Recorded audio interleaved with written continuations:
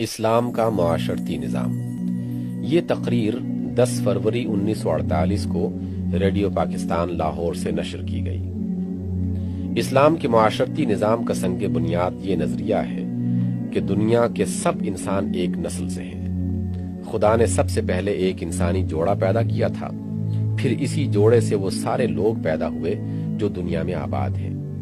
ابتدا میں ایک مدت تک اس جوڑے کی اولاد ایک ہی امت بنی رہی، ایک ہی اس کا دین تھا، ایک ہی اس کی زبان تھی، کوئی اختلاف اس کے درمیان نہ تھا۔ مگر جوں جوں ان کی تعداد بڑھتی گئی اور وہ زمین پر پھیلتے چلے گئے اور اس پھیلاؤ کی وجہ سے قدرتی طور پر مختلف نسلوں، قوموں اور قبیلوں میں تقسیم ہو گئے۔ ان کی زبانیں الگ ہو گئیں، ان کے لباس الگ ہو گئے، رہن سہن کے طریقے الگ ہو گئے اور جگہ جگہ کی آب و ہوا نے ان کے رنگ و روپ اور خد و خال تک بدل دیے۔ یہ سب اختلافات فطری اختلافات ہیں، واقعات کی دنیا میں موجود ہیں، اس لیے اسلام ان کو بطور ایک واقعے کے تسلیم کرتا ہے۔ وہ ان کو مٹانا نہیں چاہتا، بلکہ ان کا یہ فائدہ مانتا ہے کہ انسان کا باہمی تعارف اور تعاون اسی صورت سے ممکن ہے۔ لیکن اختلافات کی بنا پر انسانوں میں نسل، رنگ، زبان، قومیت اور وطنیت کے جو تعصبات پیدا ہو گئے ہیں، ان سب کو اسلام غلط قرار دیتا ہے۔ انسان اور انسان کے درمیان اونچ نیچ، شریف اور کمین، اپنے اور غیر کے جتنے فرق پیدائش کی بنیاد پر قائم کر لیے گئے ہیں، اسلام کے نزدیک یہ سب جاہلیت کی باتیں ہیں۔ وہ تمام دنیا کے انسانوں سے کہتا ہے کہ تم سب ایک ماں اور ایک باپ کی اولاد ہو، لہٰذا ایک دوسرے کے بھائی ہو اور انسان ہونے کی حیثیت سے برابر ہو۔ انسانیت کا یہ تصور اختیار کرنے کے بعد اسلام کہتا ہے کہ انسان اور انسان کے درمیان اصلی فرق اگر کوئی ہو سکتا ہے تو وہ نسل، رنگ، وطن اور زبان کا نہیں، بلکہ خیالات، اخلاق اور اصولوں کا ہو سکتا ہے۔ ایک ماں کے 2 بچے اپنے نسب کے اعتبار سے چاہے ایک ہوں، لیکن اگر ان کے خیالات اور اخلاق ایک دوسرے سے مختلف ہیں تو زندگی میں دونوں کی راہیں الگ ہو جائیں گی۔ اس کے برعکس مشرق اور مغرب کے انتہائی فاصلے پر رہنے والے 2 انسان اگرچہ ظاہر میں کتنے ہی ایک دوسرے سے دور ہوں، لیکن اگر ان کے خیالات متفق ہیں اور اخلاق ملتے جلتے ہیں تو ان کی زندگی کا راستہ ایک ہوگا۔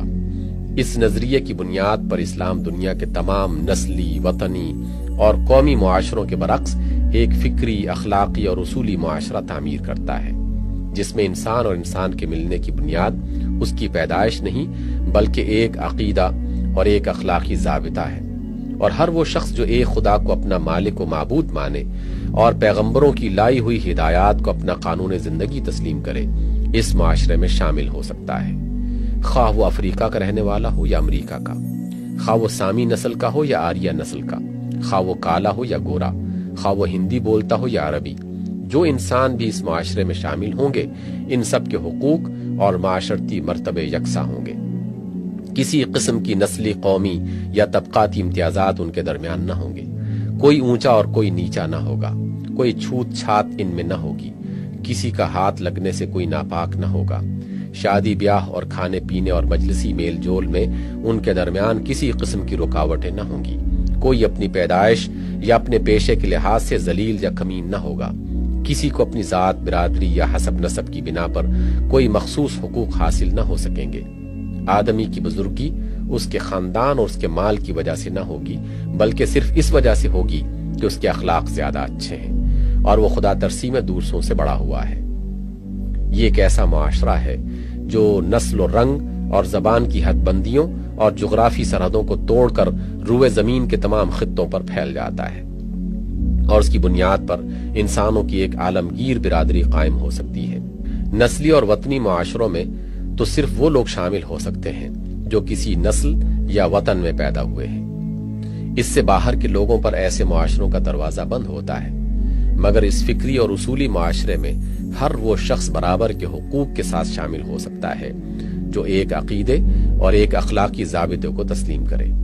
رہے وہ لوگ جو اس عقیدے اور ضابطے کو نہ مانے تو یہ معاشرہ انہیں اپنے دائرے میں تو نہیں مانتا، مگر انسانی برادری کا تعلق ان کے ساتھ قائم کرنے اور انسانیت کے حقوق انہیں دینے کے لیے تیار ہے۔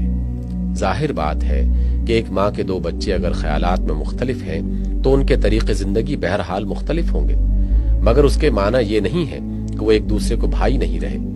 بالکل اسی طرح نسل انسانی کے دو گروہ یا ایک ملک میں رہنے والے لوگوں کے دو گروہ بھی اگر عقیدے اور اصول میں اختلاف رکھتے ہوں گے تو ان کے معاشرے یقیناً الگ ہوں گے، مگر انسانیت بہرحال ان میں مشترک رہے گی۔ اس مشترک انسانیت کی بنا پر زیادہ سے زیادہ جن حقوق کا تصور کیا جا سکتا ہے وہ سب اسلامی معاشرے نے غیر اسلامی معاشروں کے لیے تسلیم کیے ہیں۔ اسلامی نظام معاشرت کی ان بنیادوں کو سمجھ لینے کے بعد آئیے اب ہم دیکھیں کہ وہ کیا اصول اور طریقے ہیں جو اسلام نے انسانی میل ملاپ کی مختلف صورتوں کے لیے مقرر کیے ہیں۔ انسانی معاشرت کا اولین اور بنیادی ادارہ خاندان ہے۔ خاندان کی بنا ایک مرد اور ایک عورت کے ملنے سے پڑتی ہے۔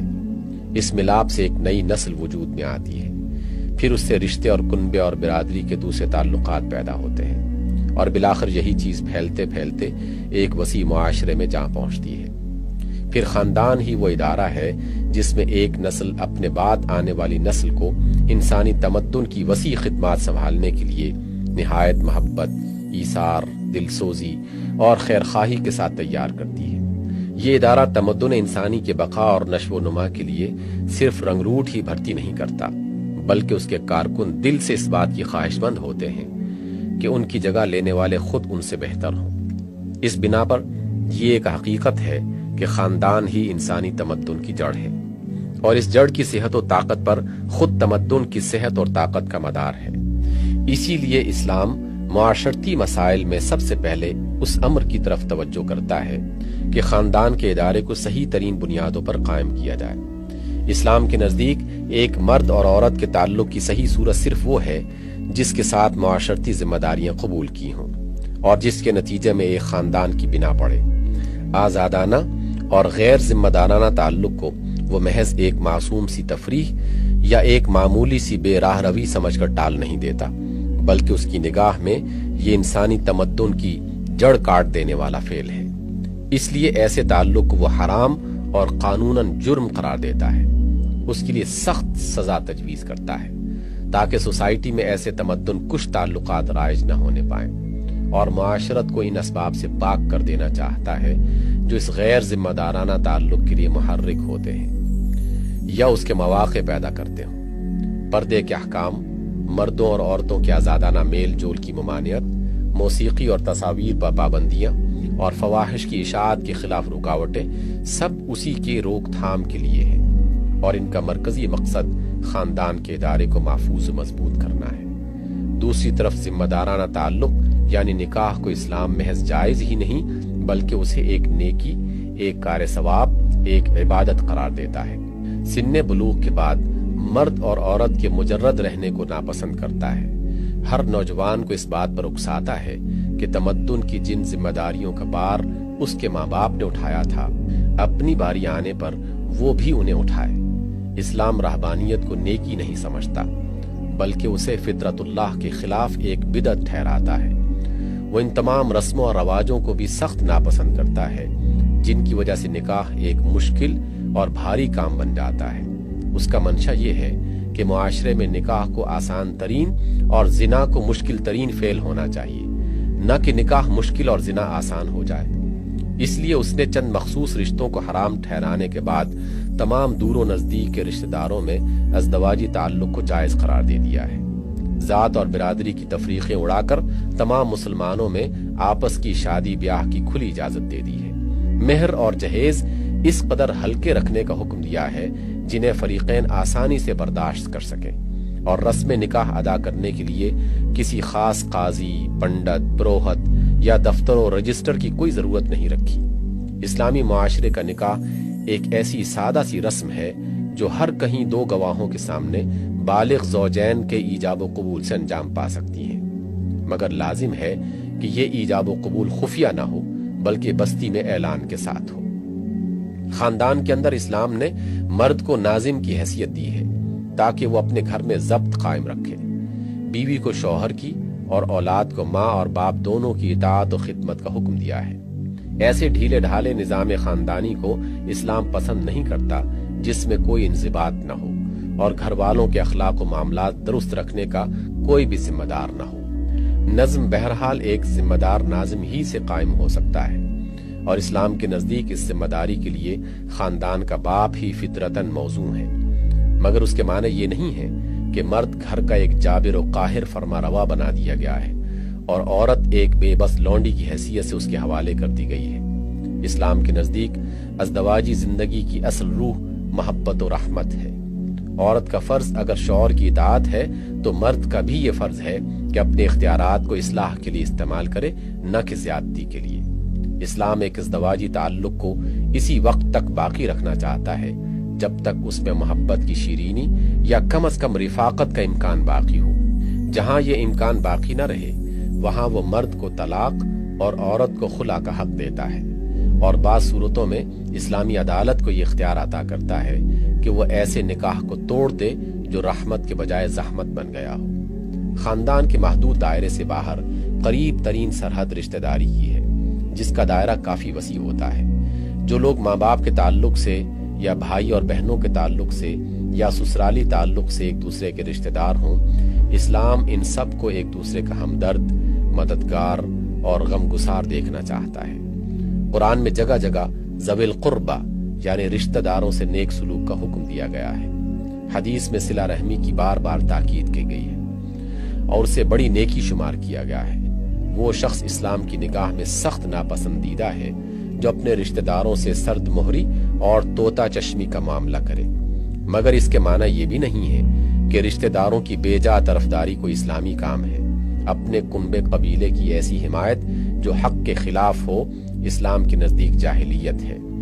اسی طرح اگر حکومت کا کوئی افسر پبلک کے خرچ پر اقربا پروری کرنے یا اپنے فیصلوں میں اپنے عزیزوں کے ساتھ بے جا رعایت کرنے لگے تو یہ بھی کوئی اسلامی کام نہیں ہے بلکہ ایک شیطانی حرکت ہے۔ اسلام جس صلہ رحمی کا حکم دیتا ہے وہ اپنی ذات سے ہونی چاہیے اور حق و انصاف کی حد کے اندر ہونی چاہیے۔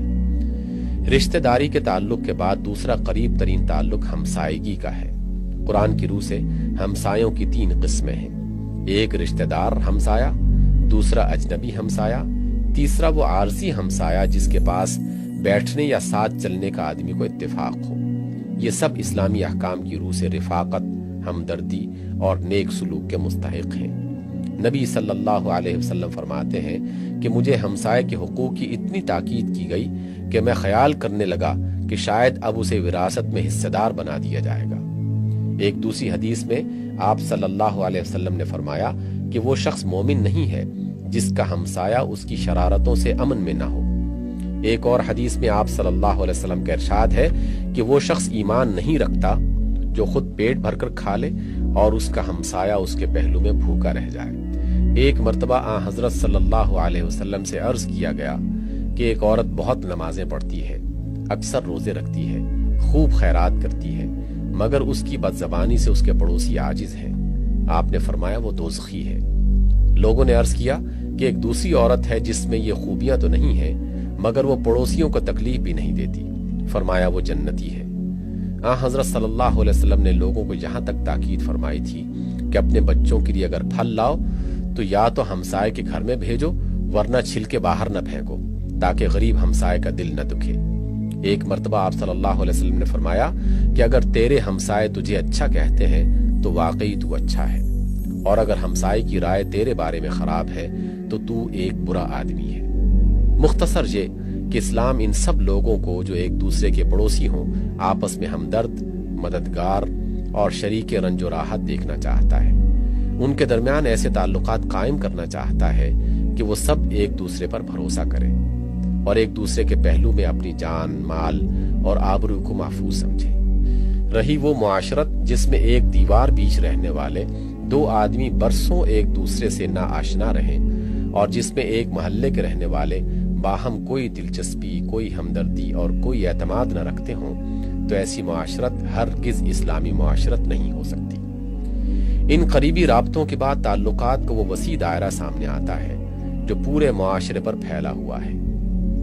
اس دائرے میں اسلام ہماری اجتماعی زندگی کو جن بڑے بڑے اصولوں پر قائم کرتا ہے وہ مختصراً یہ ہیں۔